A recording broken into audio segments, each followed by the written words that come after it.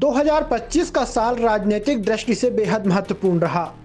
इसमें कई ऐसे नेताओं के नाम सामने आए जिन्होंने सारे देश को हैरान कर दिया। आइए जानते हैं ऐसे 5 नेताओं के नाम जिन्होंने 2025 में सबसे ज्यादा सुर्खियां बटोरी। हमारी इस लिस्ट में नंबर 1 पर नाम आता है नितिन नवीन का, जिन्होंने विधायक से संगठन के शीर्ष तक की छलांग लगा दी।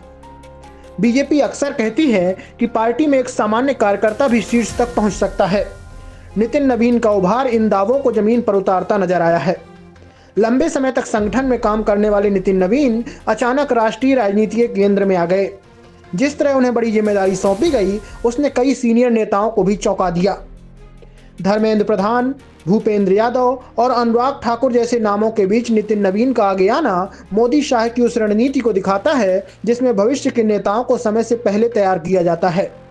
2025 में नितिन नवीन बीजेपी के भीतर उभरते भरोसे का चेहरा बन गए। नंबर 2 पर नाम आता है नीतीश कुमार का। नीतीश कठिन हालात में भी सियासी बाजीगर बनकर सामने आए।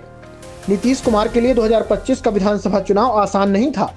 सेहत, प्रशासन और अजीबोगरीब बयानों को लेकर वे लगातार निशाने पर रहे। इसके बावजूद बिहार की 243 सीटों में से 202 सीटें एनडीए के खाते में जाना बड़ी उपलब्धि मानी गई। खास बात यह रही कि राष्ट्रीय जनता दल को सिर्फ 25 सीटों पर समेट दिया गया। चुनाव से पहले जेडीयू के खत्म हो जाने की भविष्यवाणियां हो रही थी, लेकिन नतीजों ने सबको गलत साबित कर दिया। नीतीश ने अपनी पार्टी को बीजेपी के बराबर खड़ा कर दिया और विरोधियों को कोई विकल्प नहीं बचा। 2025 में नीतीश कुमार ने एक बार फिर साबित कर दिया कि अनुभव और धैर्य बिहार की राजनीति में अब भी सबसे बड़ा हथियार है। नंबर 3 पर नाम आता है सीपी राधाकृष्णन का। राधाकृष्णन ने उपराष्ट्रपति चुनाव से सियासी तस्वीर ही बदल दी। उपराष्ट्रपति पद के लिए सीपी राधाकृष्णन का नाम सामने आते ही विपक्ष की रणनीति लड़खड़ा गई। जगदीप धनखड़ के स्वास्थ्य कारणों से इस्तीफे के बाद विपक्ष आक्रामक था और कई नाम चर्चा में थे, लेकिन बीजेपी ने ऐसा उम्मीदवार चुना जिसने गणित पूरी तरह बदल दिया। तमिलनाडु बीजेपी के अध्यक्ष रह चुके सीपी राधाकृष्णन का चयन सिर्फ दिल्ली की राजनीति नहीं, बल्कि 2026 में होने वाले तमिलनाडु विधानसभा चुनाव से भी जुड़ा माना गया। ये फैसला बीजेपी के लिए राजनीतिक, सामाजिक और क्षेत्रीय तीनों स्तरों पर फायदेमंद साबित हुआ। 2025 में सीपी राधाकृष्णन का नाम सत्ता संतुलन के नए अध्याय के तौर पर दर्ज हुआ। नंबर 4 पर नाम आता है जगदीप धनखड़ का, जिनके इस्तीफे ने सवालों की आंधी खड़ी कर दी थी। 21 जुलाई 2025 को संसद का मानसून सत्र शुरू हुआ। दिन में राष्ट्रपति जगदीप धनखड़ ने राज्यसभा की कार्रवाई चलाई और रात होते होते उनके इस्तीफे की खबर आ गई।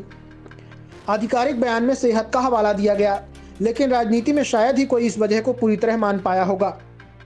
जस्टिस यशवंत वर्मा के मामले में विपक्ष के प्रस्ताव को मंजूरी देना, दिसंबर 2024 का अविश्वास प्रस्ताव और सरकार की रणनीति से अलग रुख, ये सब कारण गिनाए जाते रहे। खुद धनखड़ ने इस्तीफे के बाद कोई सफाई नहीं दी। उनके इस फैसले ने 2025 की राजनीति में सबसे बड़ा सस्पेंस पैदा किया। नंबर 5 पर नाम आता है रेखा गुप्ता का, जो गुमनाम पार्षद से दिल्ली की मुख्यमंत्री तक बन गईं। दिल्ली की राजनीति में रेखा गुप्ता का उभार किसी फिल्मी कहानी से कम नहीं रहा। पहली बार विधायक बनते ही मुख्यमंत्री बन जाना अपने आप में बड़ी बात है। हालांकि दिल्ली में ऐसा पहले भी हो चुका है, लेकिन रेखा गुप्ता इससे पहले कोई बड़ा नाम नहीं थी। नगर निगम की पार्षद के तौर पर काम करने वाली रेखा गुप्ता को मुख्यमंत्री बनाना बीजेपी की उस रणनीति का हिस्सा दिखा जिसमें नए और अपेक्षाकृत अनजान चेहरों पर भरोसा किया गया। मोहन यादव, भजन लाल शर्मा और विष्णुदेव साय की तरह रेखा गुप्ता भी 2025 में मोदी शाह के सरप्राइज पैकेज का बड़ा उदाहरण बनी। 2025 की राजनीति ने साफ कर दिया कि भारतीय सियासत अब सिर्फ बड़े नामों तक सीमित नहीं है। कहीं रणनीति ने खेल पलटा, कहीं अनुभव काम आया और कहीं अचानक फैसलों ने सबको चौंका दिया। इन 5 नेताओं ने मिलकर 2025 को ऐसा साल बना दिया जिसे राजनीति के इतिहास में लंबे समय तक याद रखा जाएगा। दोस्तों, इन 5 नेताओं में से आपका फेवरेट नेता कौन है, हमें कमेंट करके बताइए। खबर पसंद आई हो तो चैनल को लाइक, शेयर, सब्सक्राइब करना ना भूलें। धन्यवाद।